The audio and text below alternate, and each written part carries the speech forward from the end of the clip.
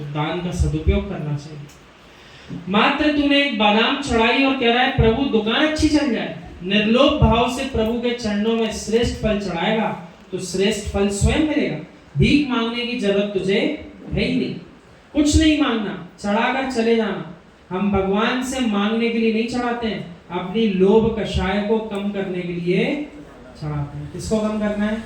परिग्रह को समाप्त करना है, लोभ कषाय को क्रश करना है। इसलिए दान दिया जा रहा है, ना कि थोड़ा सा दान दे करके कह रहे हैं और मंगा लो। वे सारे संसारी जीव शत्रु हैं जो आपकी प्रशंसा इस बात पे कर रहे हैं 100 के लाख बनाना जानता है।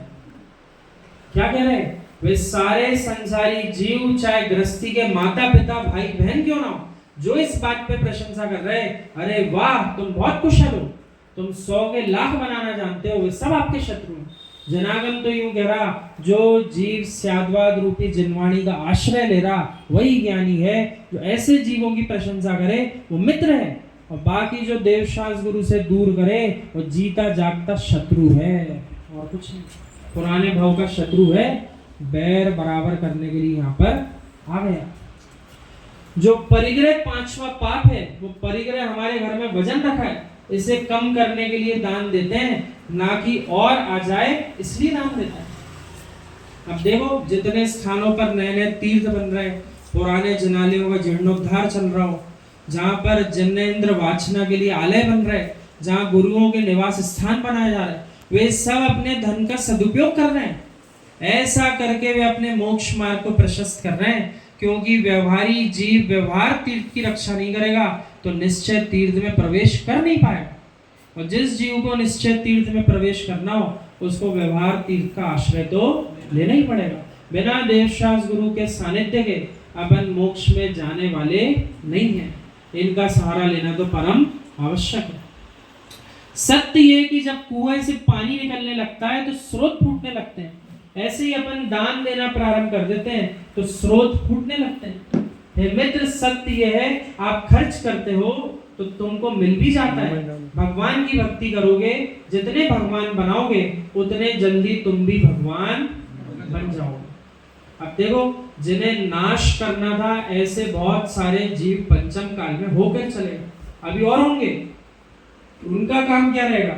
देव शास्त्र गुरु का विनाश करना। और अपन जैसे धर्मात्मा जीवों का क्या कर्तव्य है? जब तक देह में अपनी भगवान आत्मा विराजती है तब तक जितना हो सके जैन धर्म की प्रभावना करते चलो, क्योंकि जिन्हें प्रभावना करना है वे जब अपना काम नहीं छोड़ रहे तो धर्म प्रभावना करने वाले अपन लोगों को अपना काम भी नहीं छोड़ना चाहिए, जितना हो सके प्रभावना करना चाहिए। हाँ होती बराबर। इसीलिए अपनी बहुत सारी जन प्रतिमाएं खंडित रूप में भी धरती से, नदियों से, आदि स्थानों से प्राप्त होती है। मित्र टेंशन मत ले, जितनी संतानें होगी तो उनको खाने को भी मिलेगा, जितने भगवान बनेंगे उनको पुजारी भी मिलेंगे, मिलेंगे मिलेंगे। अच्छा 3 बार बोलो। महावीर जी में 1000 वर्ष पूर्व वो प्रतिमा निर्मित हुई थी, इसके बाद भूतल में समा गई। कौन देखता था कि जब प्रभु प्रकट हुए तो गाय से दूध झर गया। आज देखो पूरे देश का अतिशय क्षेत्र, कोई प्रसिद्ध क्षेत्र है, वो महावीर स्वामी का चांदनपुर के महावीर है। इस सत्य है कि नहीं? सबसे प्रसिद्ध क्षेत्र है। उज्जैन में मैंने एक भिखारी को दूसरे भिखारी को भी भीख देते देखा। हमने पूछा ये क्या कर रहा है? तो एक लड़का बोला महाराज जी एक दूसरे की बोहनी करा रहा है। अजितनाथ जिनालय में भी बहुत द्रव्य आ जाए तो तुम्हारा कर्तव्य बनता है चंदा प्रभु जिनालय में दे दो। ये चर्चा हमने आपसे बहुत दिन पहले की थी।